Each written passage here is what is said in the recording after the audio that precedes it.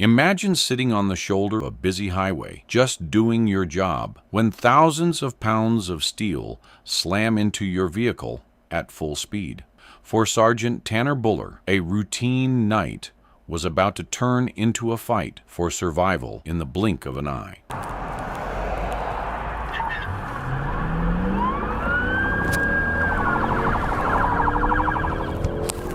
This is what happens when a simple traffic stop meets a split-second disaster on the interstate.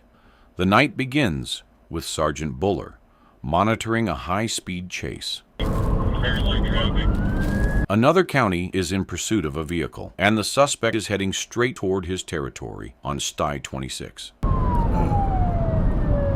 Buller plays it smart. He knows the other units have it covered, so he waits near College Park just in case the driver tries to double back. Eventually, word comes in that the driver is in custody. Traffic light. Condition clear.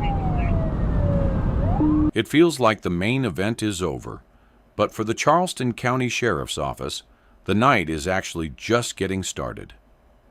Moments later, a call comes in about a car just sitting at a traffic light in Ladson.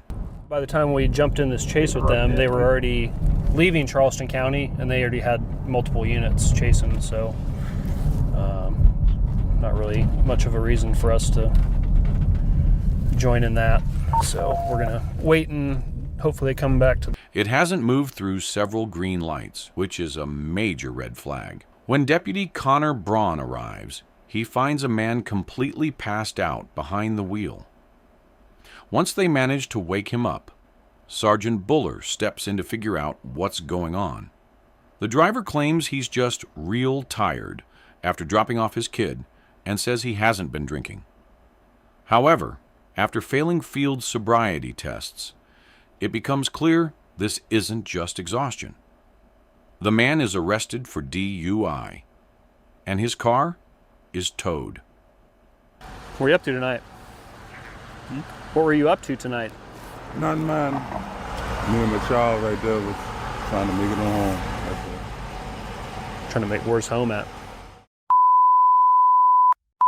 You're in where at? Where are you coming from?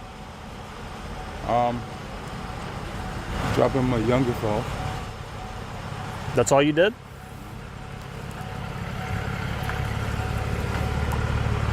Where did you drop your youngest one off at?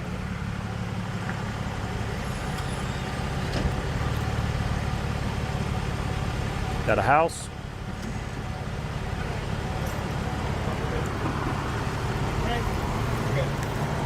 Did you do any drinking anywhere in between all that? No? You just work real hard and you're tired? That's why you fell asleep? Very tired. So Deputy Ladson came out and did field sobriety tests on this gentleman, and he showed enough keys of impairment that he felt like he was driving under the influence. So he's under arrest for DUI, and his car is going to get towed, and he's going to take him down to the jail and give him the opportunity to provide a breath sample. So we'll get cleared out of here, and he's going to go to jail. This incident was just a prelude to the chaos waiting back on the highway. Oh my God. Later in the shift, Sergeant Buller pulls over a vehicle on the shoulder of I-26. It's a standard stop.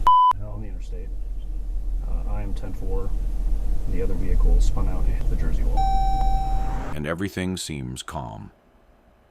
He's sitting in his patrol car, focused on typing up a warning for the driver. But while his head is down, the world outside is moving fast. Suddenly, the screen blurs. An impaired driver, failing to follow the move-over law, slams right into the front of Buller's vehicle. The impact is massive. It rips the front driver's side tire clean off. So, conducted a traffic stop on a car that's not here anymore. We cut her loose with a warning. But while I was typing up the warning, this vehicle did not move over for me on the side of the road and ended up hitting the front of my patrol car, and it sent him out of control. He hit the guardrail, then went across the interstate and hit... The suspect's car spins out of control, guardrail before flying across all lanes of the interstate and smashing into the center concrete wall. He's going to go through the SFSTs and see if he's under the influence, and he'll probably go to jail if he is. And then obviously the dangerousness of not moving over for blue lights is pretty apparent, because had I been out of my car or on this side of the vehicle, I probably would have been killed, just with as fast as he was going. So pretty dangerous, but luckily everyone's okay, and he's probably going to go to jail. Sergeant Buller's voice on the radio says it all. He tells dispatch that if he had been standing on the driver's side of his car, he'd be dead. I'm trying to sound like a smart, but like... No, you're good. What's up with the not seeing blue lights? The driver who hit him climbs out of the wreckage looking completely dazed. When Buller asks why he didn't see the bright blue emergency lights, the man's response is chillingly simple. I have no excuse.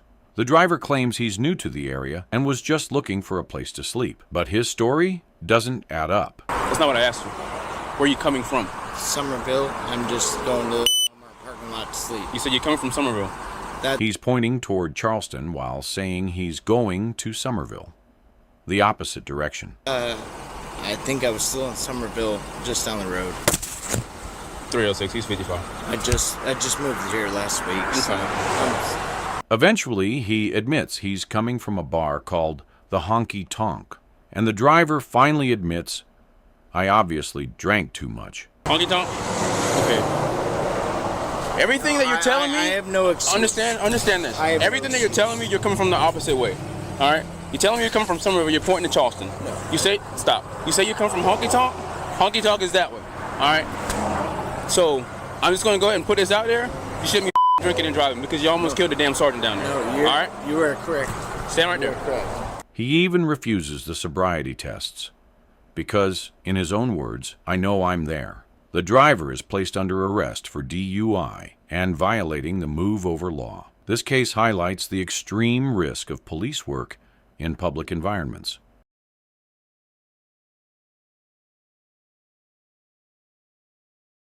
Decision-making for an officer isn't just about the person they've pulled over. It's about the hundreds of other drivers zooming past at high speeds. Yeah, just dumb mistake.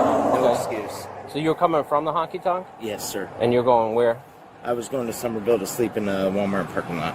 Okay. One person's dumb mistake can end a life in an instant. That's what I mean. I've got no excuse. Okay. And so what happened after that? I was just on the freeway and boom. So. What do you mean? I want your side of the story. You know what I mean? No, I obviously drank too much. I'm gonna admit that. Okay. All right, yeah, just because you admit it and I can smell alcohol coming from you, I'm going to ask you to do some tests. It's up to you if you want to do it. If you don't want to do it, that's totally up to you. I don't want to do it because I know I'm there. So. Okay. All right, just do me a favor and face my car right here. Yes, sir. Put your hands behind your back. Like you're praying. Luckily, Sergeant Buller walked away, but it serves as a powerful reminder. When you see those lights, move over. It's not just a rule, it's a life. I appreciate you being a man about it, owning up to it. Whoever I hit is okay. Yeah. That's all I can do. Are those okay? Yes, sir. Okay, so you're being placed under arrest for suspicion of driving under the influence Yes, sir. and the violation of the move over law.